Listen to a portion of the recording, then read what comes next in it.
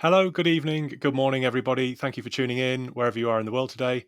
Thanks for joining the webinar and welcome to the first in a series of webinars around marketing science. So this one is using webinars to market science. So hopefully we can all share and learn. Please don't be afraid to ask any questions, engage with the polls. So really quickly, we've split the session into 6 smaller parts based on your webinar challenges and responses from the data that we took in the sign up and registration process. And they are planning, software, marketing, running your event, and engaging your audience, as well as post webinar production. So there's plenty of opportunity to interact and engage. So please do. We can't encourage you enough to use the question box and ask any challenges or any questions, because you won't be alone, because there's over 300 people signed up in the audience today, and we know that things go wrong. We want to hear about your big challenges in planning and preparation, and in how you use the data afterwards as well. Okay. So before we get on to the first question, I just want to introduce our guests today. So we've got Andy Henton, is the CEO of Inside Scientific. Inside Scientific is the online environment built for scientists, researchers, lab engineers, technicians, and innovators. And they produce and host educational content with the goal of furthering science. Andy, how are you doing today? I'm fantastic. How are you, Frankie? Excellent. So we're really looking forward to sharing some of your pearls of wisdom with is it 300 webinars you've got under your belt? Yeah, I think that's about the running take now. Yeah. Excellent. Looking forward to it. And we also have Elizabeth Rudy and Danny Lazell. So Elizabeth and Danny are the newest additions to the marketing science team as part of AZO Network. Elizabeth joins us from an international education background and has run over 100 webinars for prospective international students and their parents, more importantly. So some key stakeholders there. Elizabeth, how are you doing? I'm good. Thanks, Frankie. It's great to be here today. Excellent. Great to have you. And Danny joins us from a similar international education background with plenty of experience in sales and marketing to, again, international students, and looking to encourage them to come to UKEC, which is a UK academy for international students. So Danny, how are you doing? Great, thanks, Frankie. And yeah, really good to be here, and looking forward to today's session. Excellent. So we've got 500 webinars between the team, I think, just as a bit of a rough calculation. So there's plenty of hard yards and experience here. So I cannot urge you enough. If you think it's a stupid question, no one's going to call you out on it. Let's get it down in the box and let's ask it. We'll do our best to get to all of the questions within the allotted time slot. But if not, we'll actually follow up with the post-webinar resources. That reminds me, we've got plenty of resources. Please do dive into those webinar planning forms, blog pieces, and lots of fantastic stuff like that. So I urge you to engage and learn, and please leave us some feedback on how we're doing as well. So first subject is planning. So start at the beginning. We've had a few questions in. So this came in from the registration process. How do you plan a science webinar? So Danny, I think you're probably the best person to answer this, as you've planned this webinar. So what would you say to that? Yeah, thanks, Frankie. I'd say the first thing to think about is, and it might sound obvious, but why do you and your organization want to run the webinar in the first place? It sounds obvious, right? But you'd be surprised how many marketers would struggle to answer that question in the middle of a series of webinars that they've been running for several months. So if you know your why, then you can set your objectives and decide a way of measuring whether or not you've met them. So, for example, today we're running the first in a series of educational webinars where we're planning to support marketers within science, engineering, and healthcare. So we're going to be looking at the number of attendees, what the retention rate was, the feedback we get from the people watching afterwards, and did we see any spikes in organic or social traffic after the webinar session was over? Did people go looking for additional content? The key is to use the metrics that really relate to what it is we're trying to achieve, as opposed to ones that are perhaps easier to collect. So once you know why you're doing the webinar, what you're going to provide, and how you're going to measure success, then we can look at how you're going to market the event. And I believe the best place to start is the way we started with this session, is with our title. So what problem are you as an organization trying to solve? Um, a great title will help to set the agenda, it will generate curiosity and interest, and will help you to better market the event. So once you have your title, then you can start looking at who the best speaker within your space is for that particular subject area. Excellent. And you reminded me to mention the hashtag marketing science. So Yes. anybody who's talking about the conversation on Twitter or Instagram or your social media platform of choice, hashtag marketing science. But what you're talking about, the finding the right speaker in the subject area there, Andy, I'm going to turn to you for this one. How do you find interesting, engaging people and interesting, engaging subjects? Yeah, that's a great question.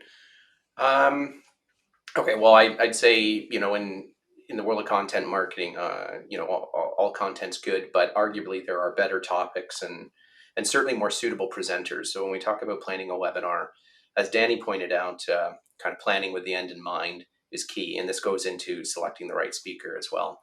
So I think the simple way to say it is, with your why identified, you should be able to then generate a short list of suitable presenters within your circle. These might be people at your company or users, key opinion leaders in the application areas. And this is where you need to start. Typically, when we're planning a webinar with our clients, we say, create a short list and work from that. And actually, we're encouraging them to create lists of presenters off of across many webinar subjects, because it might be your goal to plan a webinar on a particular subject in 3 months. But if you don't have the right speaker, it would be logical to maybe shift that timeline and bring in someone who's available to run a different webinar. So, but going back to the immediate question is being selective, of someone who's an expert in the area. And the other tip here is, remember that in our technical and scientific space, somebody who is the brightest or a recognized KOL in that application area or that subject matter isn't necessarily the best webinar presenter for you.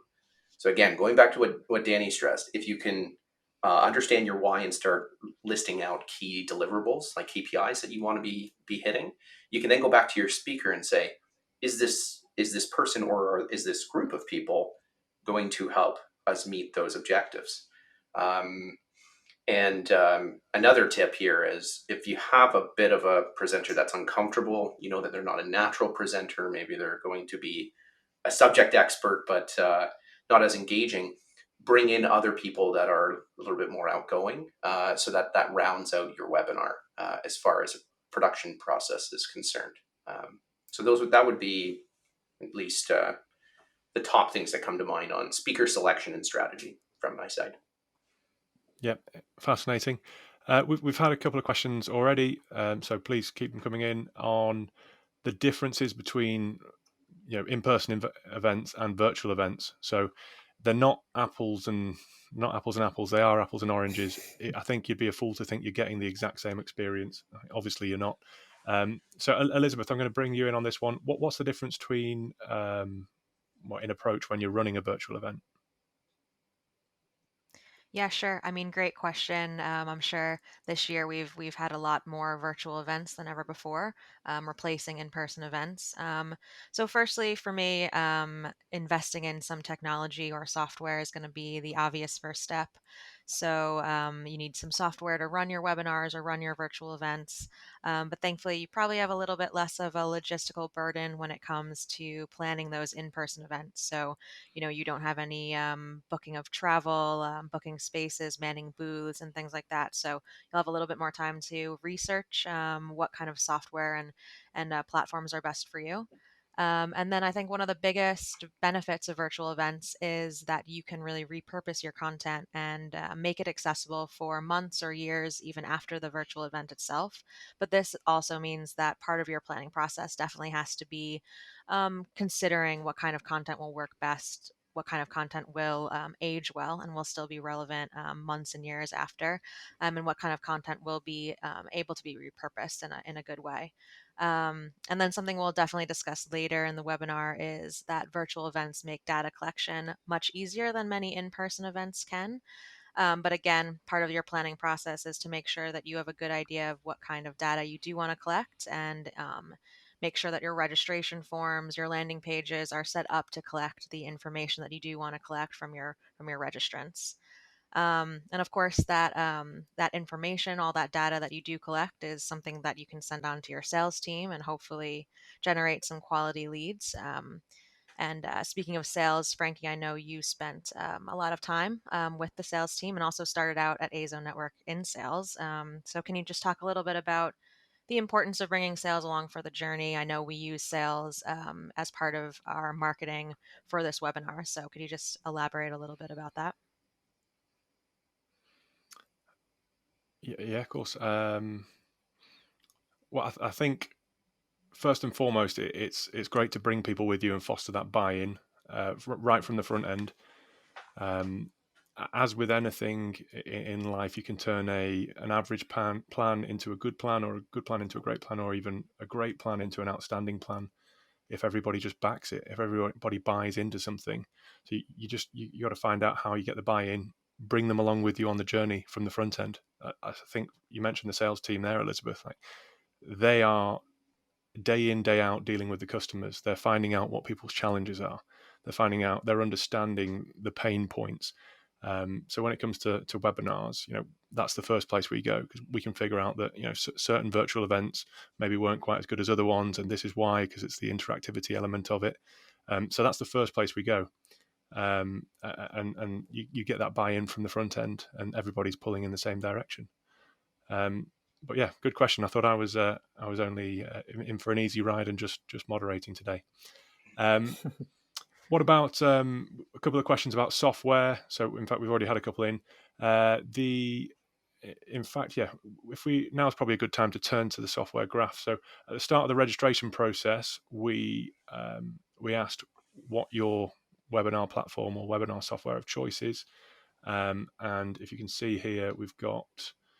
So from over 300 respondents, we've got 36% of them used Zoom, which is fascinating. And then there's a really long tail, because other makes up 27%. You've got GoToWebinar at nearly a quarter, and On24 WebEx, so more of the sort of maybe heavy duty broadcast style platforms are in the long tail, but I think they cost a bit more. So, Andy, I'm just going to ask you, once we've got this graph up, what's the so what would you say are the main differences between the On24s and the WebExes versus, say, a GoToWebinar or Zoom? Yeah, it's a great question. And it's also a moving target. This year has thrusted all these companies and others to be developing and expanding their platform and its capabilities. But very, very loosely, you've got uh, the two main webinar platforms or styles that would be used are the ones where you have a download. So it's actually a program running on your computer. And now it's allowing you to say share a screen, and therefore you can go through whatever you want with your audience, right? So that's a Zoom or GoToWebinar style. What's nice about it is you're not loading content into the back end. You are real time sharing what's going on your monitor. So there's infinite possibilities to somewhat pivot during a live event. In the tech space, this is really nice when you're trying to create a very interactive session, maybe with a smaller group. You can take a question from somebody in the audience. They say, "Can you show me how to do that in your software again?" Sure. I'll open that up on my monitor, share it with you. On the session goes. On the other side, you have a broadcast, as you say, Frankie, style. So what you're typically doing with these is loading in content to the back end. It's web-based, so you're not downloading apps and your audience isn't downloading apps. They're visiting a web domain, if you will, or a page, and they're experiencing a live stream. And actually, I'll extend on that or correct on that. They may not be experiencing a live stream. It might not be live. It might be pre-recorded. It might be a blend. So, some pre-recorded, some live. It also might be direct on demand, or, they'll just enter into the environment, watch it whenever they like. But the other thing with these broadcast platforms is it allows people to maybe move in the direction of, well, as it suggests, broadcast style preparation of their event and content. So you can connect, very sophisticated studios to this type of thing to have your video feed shot from a studio and streamed out live to your audience. You can typically integrate the replay of media a bit better. And I would say in our experience, we find that this type of platform is better at replaying video clips. Because, again, I can't speak for all the platforms and how they do this, but in my experience a few years back, a typical way of sharing a video with someone on a GoToWebinar style or a Zoom webinar meeting would be I'm playing it on my screen and you're watching it. But that's doesn't render a very like a quality experience of watching the video for your audience, and may bring in challenges like they can't hear the audio that's associated with your video file, as an example. That's a really good one. Now, I will say, as I said, like Zoom, GoToWebinar, these platforms, they're innovating very quickly, and they have this year. They do have solutions for those type of examples I shared there, how to play a video clip, and they're much more sophisticated and competing in a way with the broadcast type. But that's the answer to that question that you've asked there, Frankie, on the technical side at least. Excellent. And a question here about the key features, or what are the key differences between the webinars that in question then. So Danny, I'm going to ask you, what should we be looking for in a webinar platform? What did we look for before we set up this webinar? Yeah, again, a really good question. I think it's going to be very specific to your organization and the type of webinar session that you're trying to run. So I think the first thing to remember is that the technology you're investing in should help you make life easier and do the things you actually want it to do. I think often people perhaps select a technology that they've seen Facebook ads for, it's been recommended to them by a colleague, but what they use it for might be completely different to what it is that your organization needs. So what we did is we sat down and we planned out this webinar series, and then we decided what we needed the software to do for us, and then selected one on this basis. So what's important to you could be bespoke landing pages, automation capabilities, being able to run live simulated events as well as live sessions, the polls, Q&As, multiple users, number of registrants. There's loads of different variables of what you might want the software to do. So yeah, like I said, sit down with your team, plan your webinar out, then decide what you need the software to do for you, and then select one on this basis.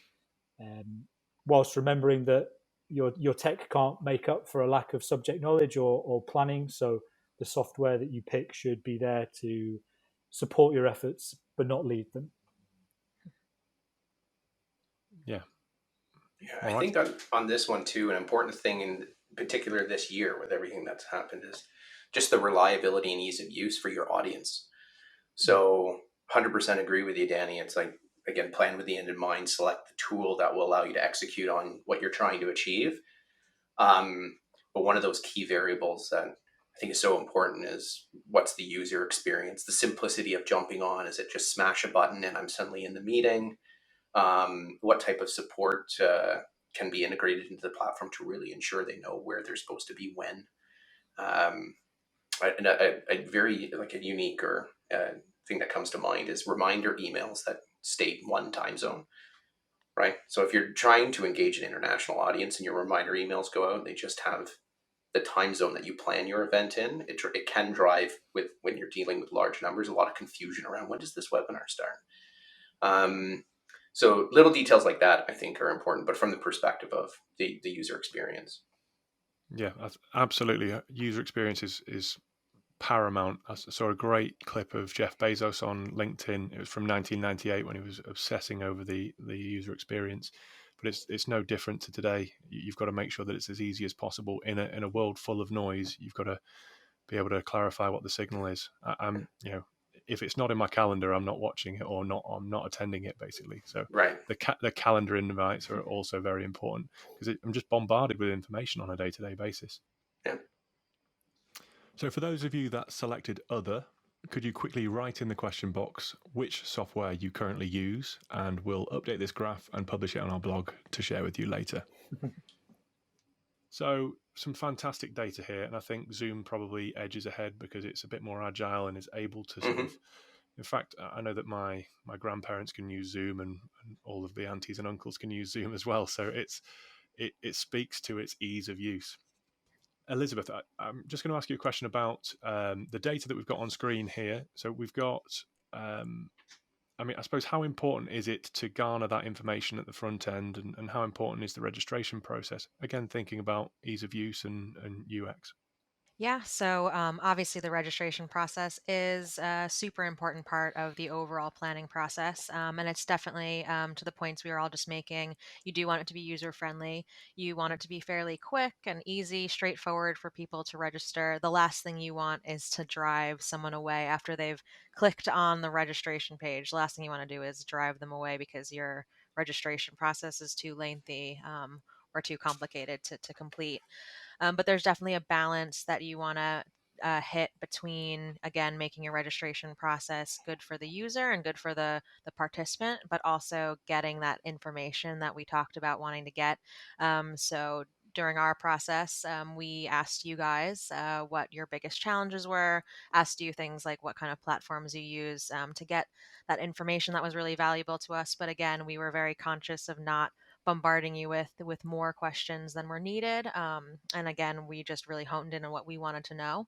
And learning things like challenges, or biggest challenges you guys face with webinars, helped us to curate our content and really formulate ideas around what we wanted to deliver during the webinar, so that we could make this webinar as useful and actionable for our registrants. But yeah, definitely something to keep in mind. And then something we didn't actually do for this webinar was embed the form, the landing page, on our own website. But that might be something you want to consider doing. It, one, lets you keep your registration page really on brand, but it also makes it easier for you to be able to remarket to people later on because they have visited your website. So just all things to keep in mind when it comes to the registration process. Yeah, I think we were after speed, so it was easier not to embed. But certainly in the next ones in the series, we'll be embedding them in our webpage. So just on the sort of market intelligence data, what about the kind of polls and the survey information that you can get, Andy? I know you've had plenty of experience in sort of garnering, almost hooking people in and engaging them with more qualitative and quantitative data.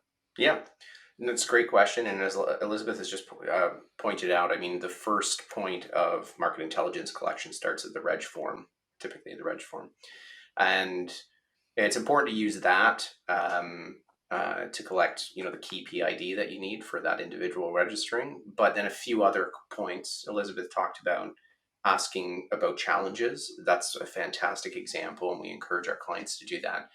But in general, what we're saying here is ask a few questions, as few as possible, so you don't deter registration, but so that you can start putting a registrant into a marketing persona, or I just say putting them into different buckets. And so this would be an example of who is an equipment user versus a director and a planner in a lab, or a pharmaceutical company, or again, whatever your target market is, or who's a decision maker. The next step is polls, and survey typically goes along with this, Frankie. And the thing with polls are straightforward. I mean, you're talking about asking questions of your live audience. So it's market intelligence collection for you, but it's also engagement for your event. And I'd say the one thing to remember here is try not to make polls only about you. It's so obvious to your audience when you just keep asking questions that help you with your objectives, especially if it's very blatantly sales and marketing speak. Polls are a fantastic opportunity in our use case of planning science webinars to further like go deeper into problems people are having and then their opinions and perspectives, because this is the way to bring people into the conversation. Simple, like just think about sitting in a university or college lecture and the instructor saying, what does everybody think about this? Let's have a raise of hands. And then that creates a few minutes of conversation or sidebar on the subject that professor's lecturing on. It's the same thing with polls. So use it to collect market intelligence, but use it to also create conversation and opinion from the audience. They'll get a lot of that out of the experience in the webinar. And then surveys are really for two things. It's how did we do and what should we be doing next? And then again, how can I further maybe qualify you in the marketing funnel or sales funnel that we're addressing through the webinar process? So the tip here would be make sure you're in surveys at least asking a few questions that are going to allow you to say, well, what's the next step? How can I deliver the next piece of material for this person? Are they looking for a demo? How far along are they? Are they just still exploring? What would they like to hear about next, right, in their educational journey? And actually another thing comes to mind, and this is going back to the technology that we brought up earlier. The platforms are really innovating right now. They're really pushing the boundaries because webinars and virtual meetings are essential, particularly in our industry. And integrated call to actions and next steps are a key thing. And this is market intelligence. So who clicked on that button to move on to book a meeting? Who clicked on that button to download a key resource, etc. So think about going back to which technology should we use. If you want to integrate CTAs, look for a platform that has it integrated because it'll make your life easier.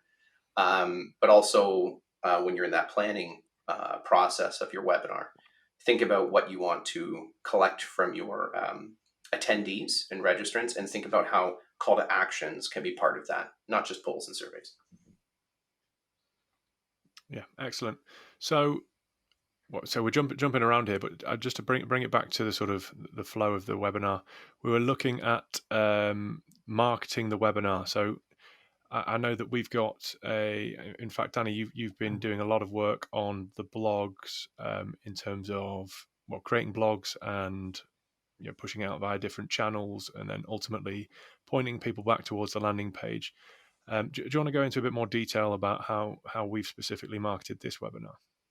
Yeah, sure. So we planned this in a fairly quick turnaround time. So I think we started about 5 weeks ago or so. So perhaps that's maybe a bit too short for planning in general, but for us, it was trying to get it out before Christmas, essentially. So what we did is that we planned out the full marketing journey and had very clear communication touch points along that journey.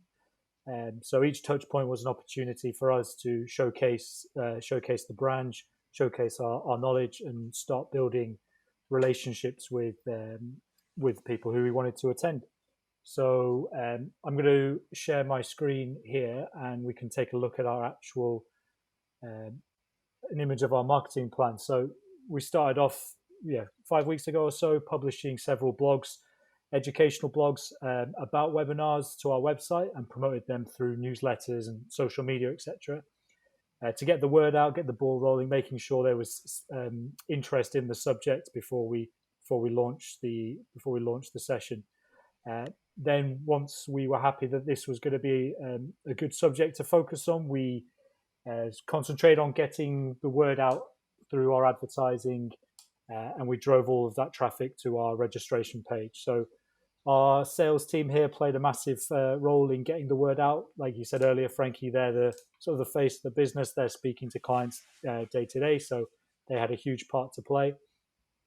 We also used emails, newsletters, social media, more blogs, display advertising, LinkedIn ads, and our website were the other places we used to promote the event. So we used fairly straightforward messaging to communicate what we were doing, what insights we would be sharing, and who would hopefully benefit from attending. So those of you here today who are familiar with Azo Network previously will probably have registered through emails, whereas people who are perhaps new to AZO Network and Inside Scientific perhaps have come to us through LinkedIn ads and display ads.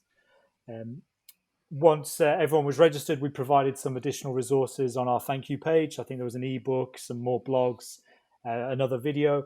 And then we automated a thank you email with a calendar reminder, the important calendar reminder in different time zones, like we were talking about earlier.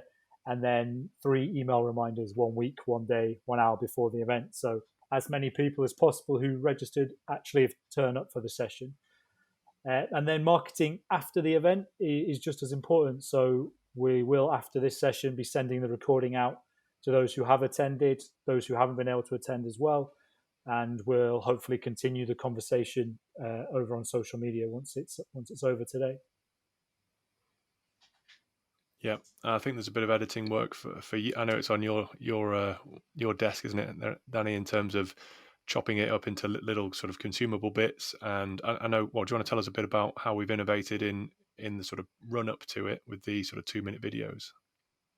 Yeah, absolutely. So we've talked a lot about how people will rather digest information on their own terms and in shorter blocks. So what we'll do with this session is that we'll break it down into 5 or 6 sort of 8 to 10-minute 10-minute videos about specific subject areas. So we'll have one on planning the webinar, one on just on software, so that when people have a very specific question or problem they need help with, they can find a very focused video that will help give them the answers they're hopefully looking for. Awesome, yeah. So yeah, being innovative with our approach, but also sort of paying attention to the wider trends. You know, people's attention spans. I think that the stat is less than a goldfish now. It's like 7 seconds in 2020, which is embarrassing. It's to be a human being, I think. But you know, we're evolving our content so that you can watch the 45-minute webinar. You can also watch the the 6-minute bit about marketing the webinar. So we do the same for the podcast as well. Andy, you've been on the podcast with virtual events for science and engineering. We'll rip it up and put it into little sound bites, and that really resonates very well with our audience. This is just on the subject. This is so important for our industry. Planning webinars, it's such a big thing, especially it has been for years, but this year has been, huge for webinars and virtual events. But what we've just talked about here, not just leaving it as a 60-minute recording and saying it's on demand, go get it. I mean, there's content gold in a webinar recording, right? So you can spin it out into an FAQ written, you can chop it up into little videos.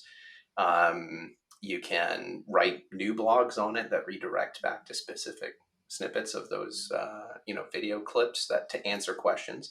And that's the point here is this is predominantly why we're doing webinars in this industry, is to answer questions, solve problems, give clarity within a technical space, right? So such a great strategy and something I don't see enough of in general. Yeah.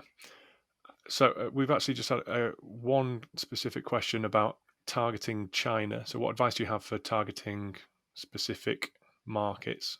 Let's just open that up into sort of not just China, but say you wanted to target APAC or you wanted to target North America or Europe. What would you say to that, Andy? Yeah, I think start with the obvious. If you can bring in local presenters that speak the native language, that's always best. They're available in the time zone. They can speak the language. They can communicate best with your audience. If someone who speaks the native language is not available, then certainly presenting or preparing the content in English is fine. But then it's a matter of tailoring the entire event experience, right from registration forms through to marketing, your emails. When are they delivered? Right, deliver them so that they're being received by your target audience during the opportune time during their work days, which would typically be the case. Have the emails written in their native language if possible.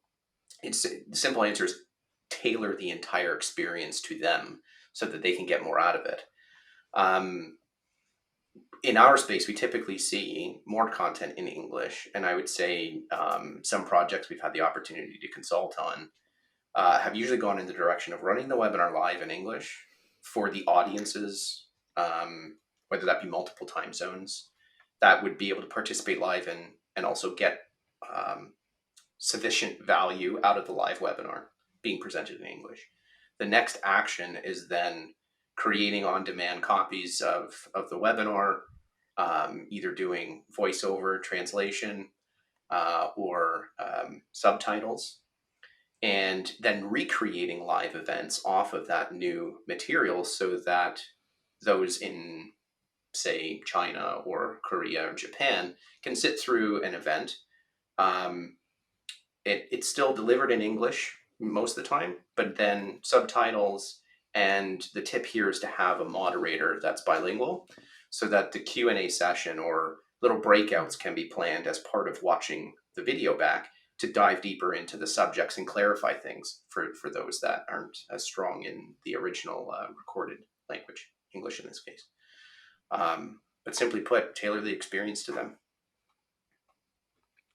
Yeah, I think it's almost Bezosian theme coming through. There's a common thread: customer experience. Make sure that that you solve for the customer. 100%. It's all about giving the best customer experience possible in whatever industry you do, whether that's digital marketing or life sciences, material science. It's about making sure that people find the answers to their problems. Mm-hmm. Okay, just a quick note on the resources section. If you haven't already, please do check out the resources. There's webinar planning resources, plenty of blogs, and great content in there. And also, yeah, please leave feedback and questions where appropriate. Just got one of the original registration questions on how many webinars people are planning for 2021. We've got 43% of people are planning 1 to 5 webinars, so that's great.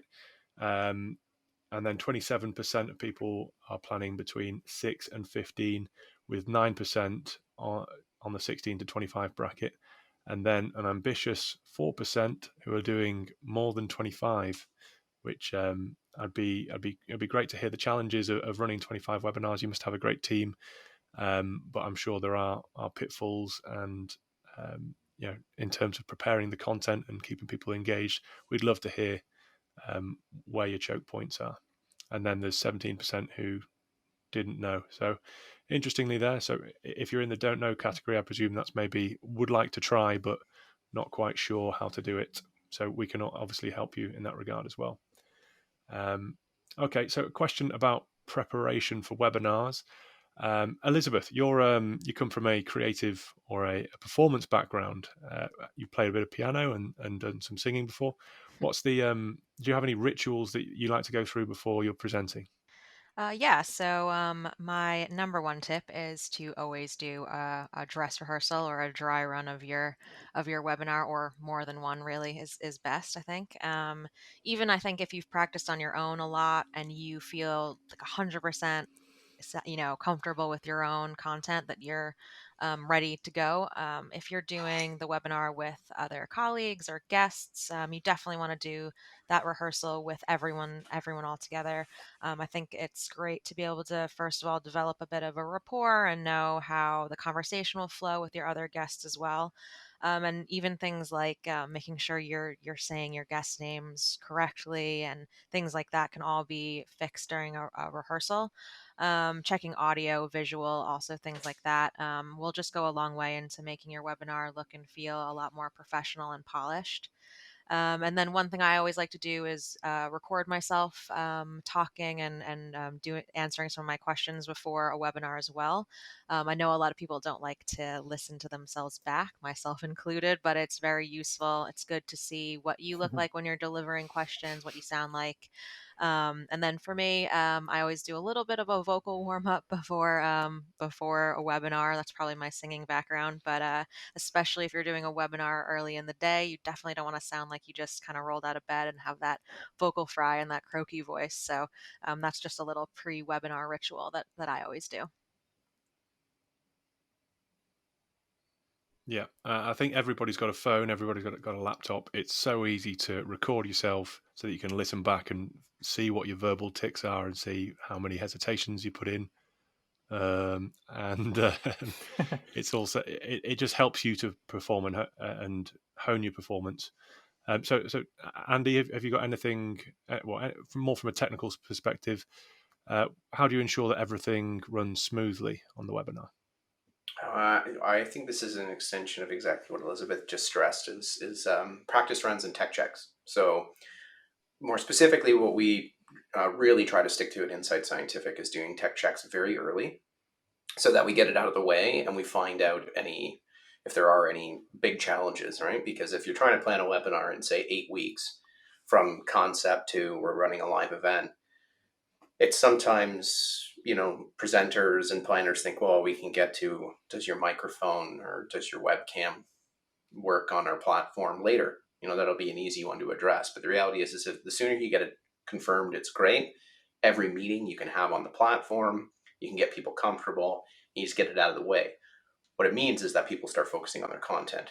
So part of running smoothly from a technical standpoint, you get the gear working correctly. But I'd also say a smooth webinar production is where everyone's comfortable with their content, which means giving those people as much time as possible in the planning process to perfect their delivery, to practice it, to record themselves.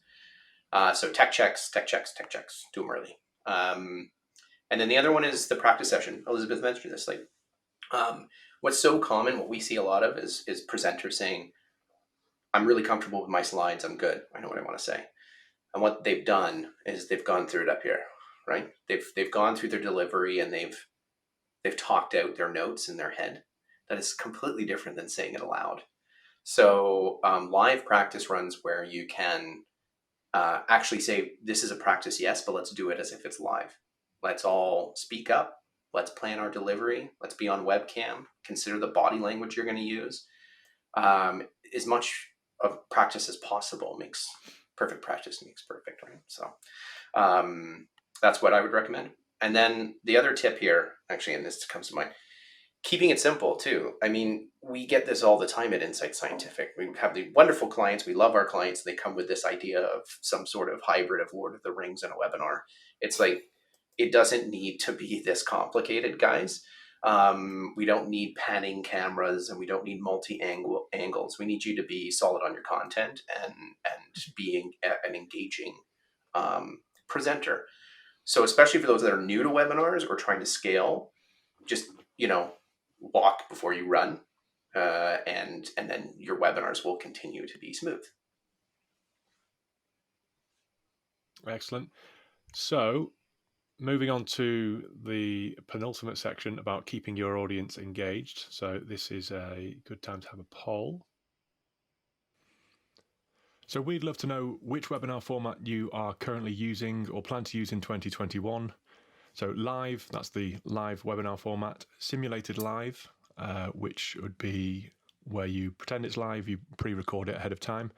Simulated live plus a live Q&A at the end. So similarly, that's a mix between the first two, but you come on for the interactive, engaging element at the end.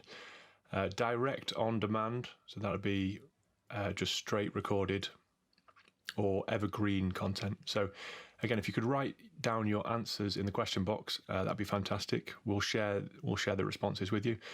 So Danny, what tactics do you employ for keeping your audience engaged? But I think we've touched upon a few of these already, but anything else you'd like to add there? Yeah, so I think both Andy and Elizabeth and yourself have already mentioned the importance of a great user experience. So great user experience and be as useful to your audience as possible.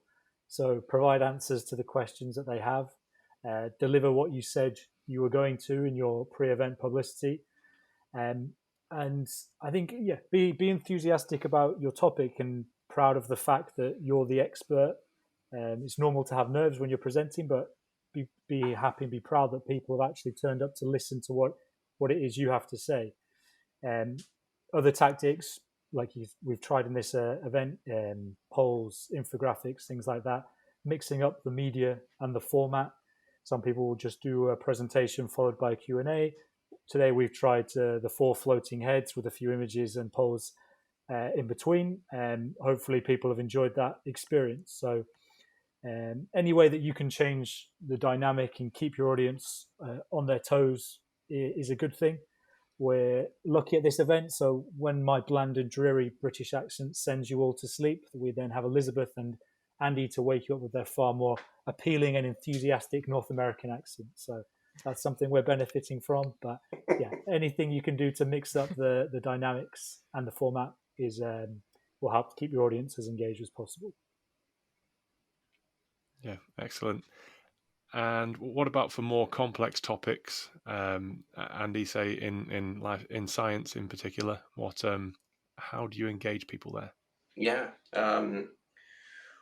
Well, I think, so like we all can appreciate, I think the trend in science is to do the I'm talking at you for 45 minutes and then you can ask me questions at the end. And that comes from the history of the science industry, like how authors share their work, right? Present abstracts and do talks at Congress. And it works well for a webinar. So this isn't like we do tons of them, right? And we often do not steer our clients in a different direction just because their subject is complex. Because the best way to deliver the content is stay on point, do the PowerPoint presentation, ask questions at the end. But I would argue this comes back to engagement. And as Danny said, like just mixing things up a little bit, and something that is, I think, needed more of and would be very fresh and welcomed in our industry is the same complex topics, but broken into just simple things like start with a brief introduction of 5 to 10 minutes and then break out for a Q&A for 5 and then jump back onto the content. So you break up the I'm talking at you with now let's have a conversation together more frequently and earlier in the 60-minute experience. So I think that would help very much on complex topics because we also know, as you said, Frankie, we have an attention of a goldfish. So we need breaks, right, with these complex topics. And that would be the one thing I would say that's most important. I think this could be an entire webinar on its own, but encouraging people to think, let's use Q&As more frequently. Let's flip things around. The talking head, more panel style webinar with fewer slides and more conversation, I think is very powerful if it's the right subject. It doesn't always work for complex topics because sometimes you need graphs and pictures and diagrams and things like that. But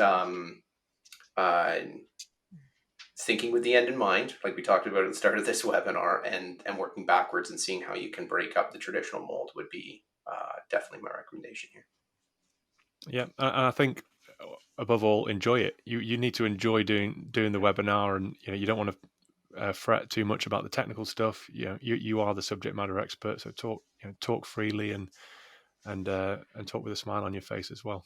Mm-hmm. So I think encouraging that conversation as well is great for sort of reducing what I call webinar fatigue, because I do feel that we're all working from home now and we're all expected to go to every webinar in the world, whereas before you would have only gone to the shows, even the in-person shows that are near your locale.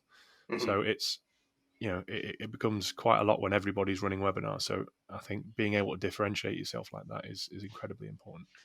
And actually, just what you said there, Frank, it brings up another point. Webinar fatigue, but also another science presentation after another. What we just, taking a quick sidebar, we do a lot of formatting and support for our clients during the webinar planning process when the materials all come together. And the overwhelming trend in the science industry is so much content, too much content on one slide, right? So like the 20 bullet list slide, this is what we did, and then the presenter talks over the bullets. It's like, that's not presenting.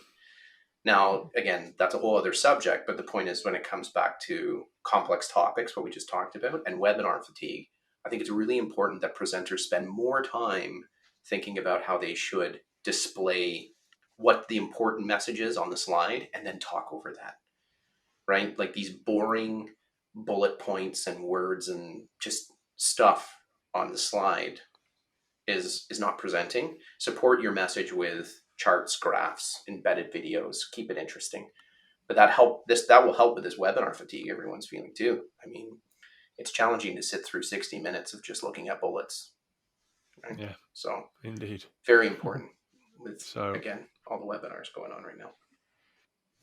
yeah, I think that reigns through in all content types as well. We try and, I've seen some great written word in terms of content, the blog, but if it's not well formatted, if the paragraphs are too chunky, if the text is wrong, if there's no videos, if there's no images, if there's no H1s, H2s, that sort of stuff. So good content can be ruined by poor formatting. Yeah. There you go. Yeah. Well put.